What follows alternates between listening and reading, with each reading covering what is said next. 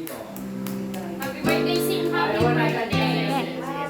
Birthday to you. Happy birthday.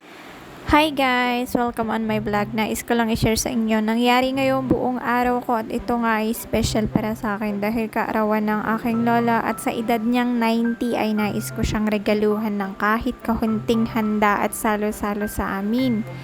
Maaga nga ay nagluto na kami nila mamang ng pansit at ginataang gabi at ginataang galunggong at dahil nga 90 na si Inang ay nais ko siyang bilhan ng cake. At dahil dalawa nga yung cake na nabili ko kasi nag-failed yung una dahil sa pagpapatakbo ni Papang di ko na malaya na paupo ako at napisa na pala yung cake. Kaya napabili ulit ako ng panibago. Pero ayos lang naman, natutuwa kasi ako na mabisita ang aking lola sa tagal na di ako napagawi sa kanya ay kahit papano. Ito ay naiaabot ko sa kanya at regaluhan ko nga pala siya ng gatas niyang Ensure. Dahil yon pinangako ko sa sarili ko na pag unang sahod ko sa YouTube kahit kaunti lang man ay maihandaan ko si Inang kahit papano. Nagluto nga din sila mga tita ko ng mga iba't iba pang mga ulam para mapagsalu-saluhan namin. So ayan nga ay tulog pa ang lola ko at ginigising ko nga para batiin pero ayaw magising. Sarap na sarap patulog ni Inang.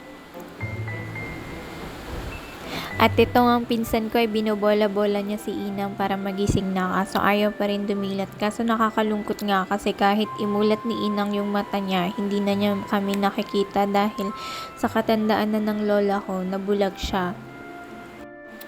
So ayan nga, dahil di ako makamove on sa nangyari sa kay kahapon, kwento ko sa pinsan ko, panay kami tawa ng tawa. At siya nga yung nag-atubiling mag-ayos para mablo mamaya ni Inang pag mag-picture taking kami.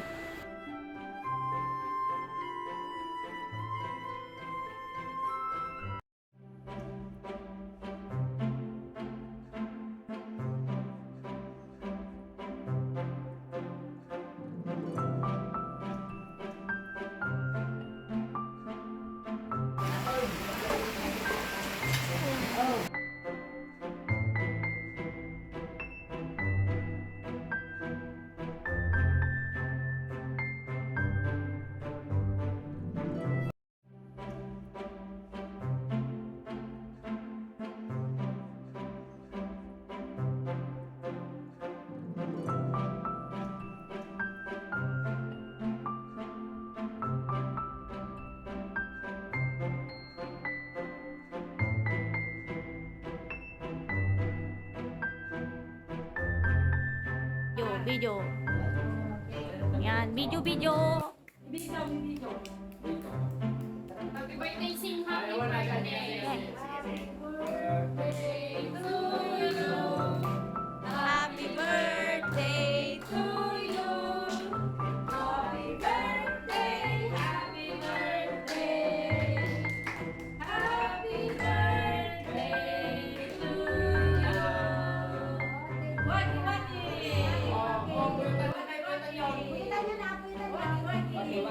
Puyot.